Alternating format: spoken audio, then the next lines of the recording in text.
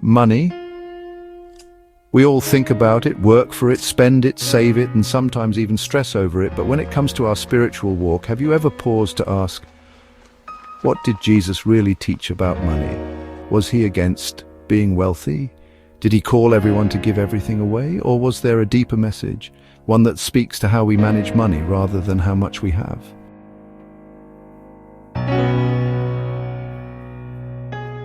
In today's message on Just for Jesus, we're going deep into the teachings of Christ to understand the heart of God when it comes to money, possessions, and eternal priorities.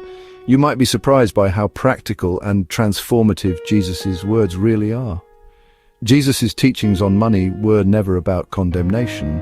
They were about invitation, an invitation to live free from worry, free from greed, free from the trap of materialism that so often chokes out our spiritual growth.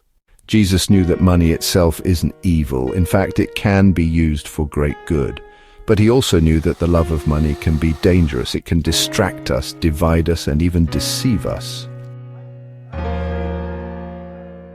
Do not store up for yourselves treasures on earth, where moths and vermin destroy and where thieves break in and steal. But store up for yourselves treasures in heaven, for where your treasure is, there your heart will be also.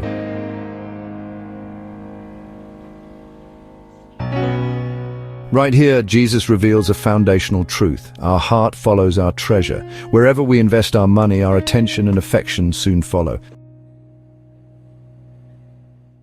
Now, Jesus didn't say it was wrong to have money. He said it was wrong to serve it. In Matthew 6:24, he warns, "No one can serve two masters, that you cannot serve both God and money." This verse confronts us with a choice. Will money be our master, or will we use money to serve our master? In Luke 12:15, Jesus speaks plainly, "Watch out, be on your guard against all kinds of greed. Life does not consist in an abundance of possessions."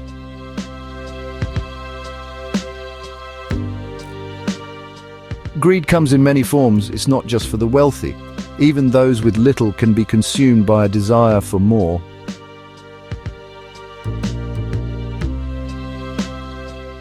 Jesus teaches that life's true value isn't measured in things, but in the condition of our hearts.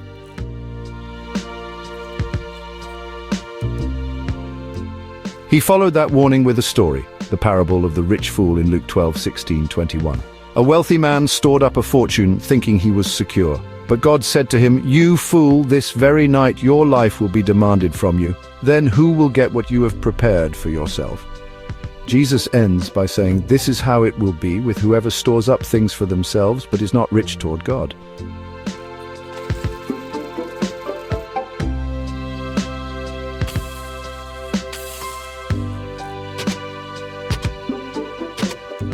The man wasn't judged for being rich, he was judged for being selfish, unprepared, and spiritually bankrupt. So what does it mean to be rich toward God? It means using our resources to bless others. Jesus honored generosity over hoarding. In Luke 6:38 he said, "Give and it will be given to you. A good measure, pressed down, shaken together, and running over will be poured into your lap."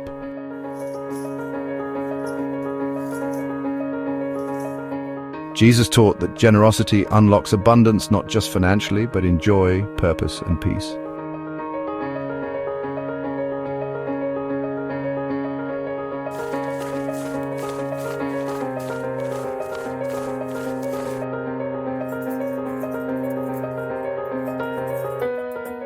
Truly, I tell you, this poor widow has put more into the treasury than all the other. She, out of her poverty, put in everything, all she had to live on.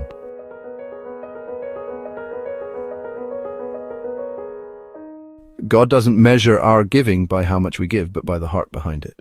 Jesus also taught us to give quietly and humbly, not for attention or praise. In Matthew 6:2-4 he said, "So when you give to the needy, do not announce it with trumpets. But when you give, do it in secret. Then your Father who sees what is done in secret will reward you." Our giving becomes worship when it's done in love, not for applause, but for the audience of one.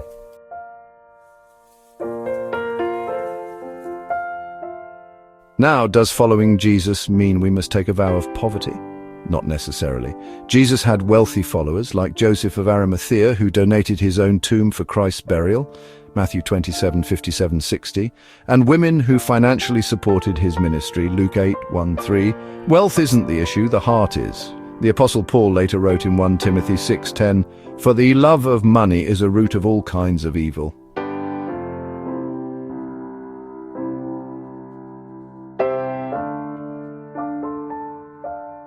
It's not money itself, but the love of it, the obsession with it, that leads us astray.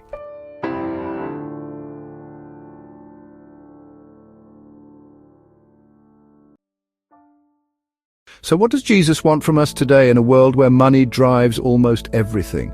He wants us to see money as a tool, not a trophy, a way to serve, not a reason to boast, a temporary resource to use wisely, not an eternal goal to chase. He calls us to contentment, reminding us in Matthew 6:31-33, "So do not worry, saying, 'What shall we eat?' or 'What shall we drink?' But seek first his kingdom and his righteousness, and all these things will be given to you as well." When we seek God first, he takes care of the rest. Friend, you don't have to be rich to be faithful, and you don't have to be poor to be humble.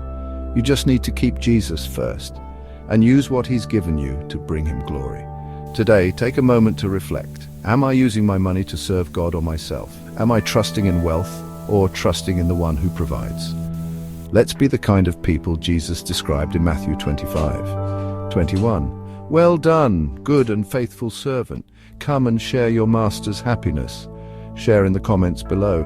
What's the biggest lesson Jesus has taught you about money? If this message blessed you, be sure to like, subscribe, and share with someone who needs biblical wisdom about money and life. Here at Just for Jesus, we believe every area of life, even finances, should reflect the love and lordship of Christ.